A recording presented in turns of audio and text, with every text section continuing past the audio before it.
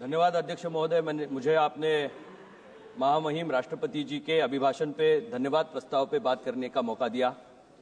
मैं अपनी पार्टी शिवसेना की ओर से माननीय राष्ट्रपति जी के धन्यवाद प्रस्ताव का स्वागत करते हुए इस देश की उपलब्धियों को गिनाना नहीं चाहता, क्योंकि प्रधानमंत्री नरेंद्र जी मोदी साहब के कुशल नेतृत्व में पिछले 10 साल में रिकॉर्ड तोड़ काम इस देश ने देखे और इसीलिए उन नीतियों का आज ये ब्यौरा है कि दूसरी बार तीसरी बार देश की आम जनता ने प्रधानमंत्री जी के नेतृत्व में और इस देश में बनाई हुई पिछले 15 साल की नीतियों में विश्वास रखते हुए हमें फिर आपके सामने काम करने का मौका दिया।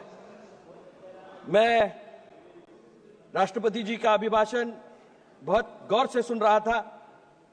सर्वप्रथम मैं देश के उन शूरवीरों को जिन्होंने इस देश के लिए अपनी जान गंवाई है, जान न्यौछावर की है, उन पे उनका धन्यवाद करते हुए उनको नमन करना चाहूंगा।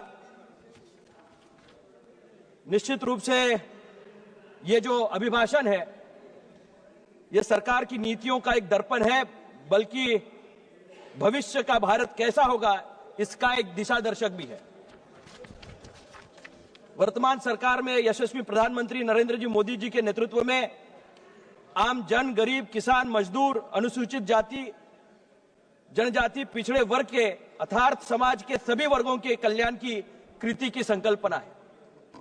मैं आदरणीय अध्यक्ष जी किसी की और उंगली नहीं दिखाना चाहता, लेकिन कल एक विपक्ष के बड़े नेता महाराष्ट्र की राजनीति के बारे में बोल रहे थे और महाराष्ट्र में जो इलेक्टोरल पॉलिटिक्स हुआ उसके बारे में अपनी टिप्पणी कर रहे थे। आज तक के इतिहास में सबसे ज्यादा यशस्वी प्रधानमंत्री कोई होगा तो निश्चित रूप से प्रधानमंत्री नरेंद्र जी मोदी इस देश के सबसे कामयाब प्रधानमंत्रियों में गिने जाएंगे और एक रिकॉर्ड विपक्ष के नेता के नाम पे भी ये दर्ज किया जाएगा। आज तक के इतिहास में 89 चुनाव किसी के नेतृत्व में हारे होंगे तो इनके नेतृत्व में हारे और इससे पहले किसी के नेतृत्व में नहीं हारे। बहुत ही जल्द सेंचुरी हो जाएगी और उसका सेलिब्रेशन शायद ये देश में नहीं करेंगे, विदेश में करेंगे, क्योंकि देश से इनको कोई लगाव नहीं है, जुड़ाव नहीं है। ये हमेशा कल के बारे में, कल वो कह रहे थे मेक इन इंडिया और मेड इन इंडिया के बारे में उनको कंफ्यूजन है। उनको होना स्वाभाविक है। वो मेड इन इंडिया है, असेंबल्ड इन इंडिया है, उसके बारे में उनको जानकारी ज्यादा है।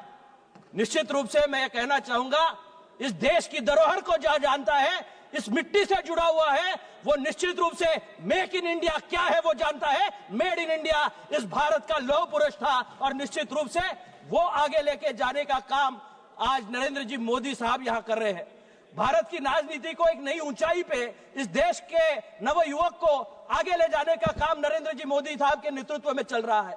लेकिन सिर्फ टिप्पणियां करना, उनको कटाक्ष देना और हमेशा विपक्ष की एक भूमिका रही है कि हमेशा कोसते रहना, निश्चित रूप से आने वाले समय में जो नीतियां बन रही है देश के उन्नति के लिए है और आज देश 5वें पायदान पे अर्थव्यवस्था के माध्यम से दुनिया भर में यहां नवाजा जा रहा है। अगर ये उपलब्धियां उनको दिखाई नहीं दे रही तो निश्चित रूप से एक सिंड्रोम नया निकला है, क्राई बेबी सिंड्रोम। विपक्ष के नेता को वो क्राई बेबी सिंड्रोम हो गया है।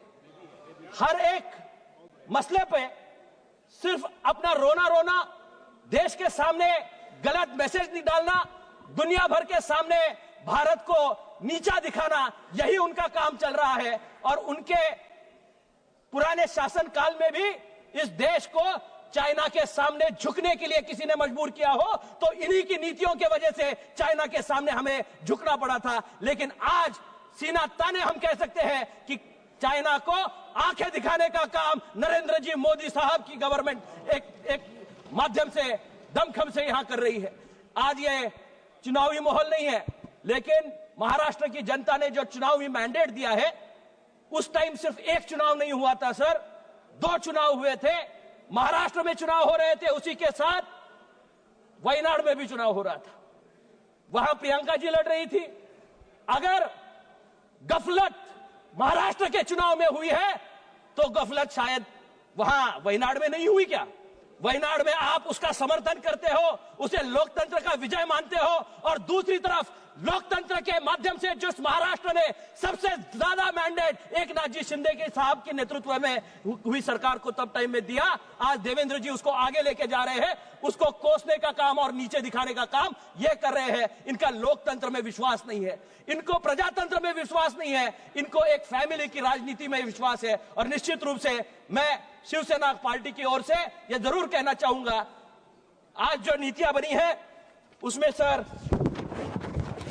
देश में विकसित भारत बनने के लिए पिछले 10 वर्षों में किसानों के लिए मोदी सरकार ने उठाए गए कदम, जीवन को बेहतरी से आगे ले जाने के लिए आयुष्मान योजना हो, किसान सम्मान योजना हो, आत्मनिर्भर भारत हो, मेक इन इंडिया हो, अटल पेंशन हो, मुद्रा योजना हो, अटल योजना हो, उड़ान योजना हो, राष्ट्रीय सड़क बनाने के लिए पंतप्रधान सड़क योजना हो, हर एक माध्यम से जनमानस तक पहुंचने का काम आदरणीय प्रधानमंत्री जी के नेतृत्व में चल रहा है। और कल भी जो आम नागरिक यहां टैक्स भुगतान करता था उसको 12 लाख तक की छूट देने का, उसको कोई टैक्स नहीं होगा। यह क्रांतिकारी निर्णय इस गवर्नमेंट ने यहां इसके माध्यम से लिया है। मैं आपके माध्यम से ये धन्यवाद करना चाहूंगा राष्ट्रपति महोदया जी का कि उन्होंने जो विवेचन करा उसमें सारी नीतियों का दर्पण उन्होंने इनके सामने रखा, लेकिन अच्छाई देखने की इनकी आदत नहीं है। भगवान करे इनको वो आदत लगे। और बहुत सारी ट्रेनें अब देश भर में चल रही है, वंदे भारत भी उसमें से एक ट्रेन है। जो भारत माता को जानता है वो वंदे भारत में बैठता है। ये हवाई जहाज से प्रदेश जाने वाले लोगों को शायद ज्यादा नहीं पता, लेकिन एक खास ट्रेन विपक्ष के कुछ चुनिंदा लोगों के लिए बनाई जाए सर, जो आज प्रयागराज में स्नान करने के लिए इनको दिया जाए, क्योंकि 75 साल में उनके जो पाप हुए हैं वो धुलने का एक ही माध्यम है, आपको प्रयागराज जाना पड़ेगा। जो सनातन धर्म है उसको समझना पड़ेगा, उसके माध्यम से अरे नहाना पड़ेगा तभी पाप धुलेंगे। भारत देश की जनता से माफी मांगनी पड़ेगी इमरजेंसी के बारे में, जो कत्लेआम हुए थे उनके बारे में, और निश्चित रूप से तभी आपको शायद मोक्ष मिले।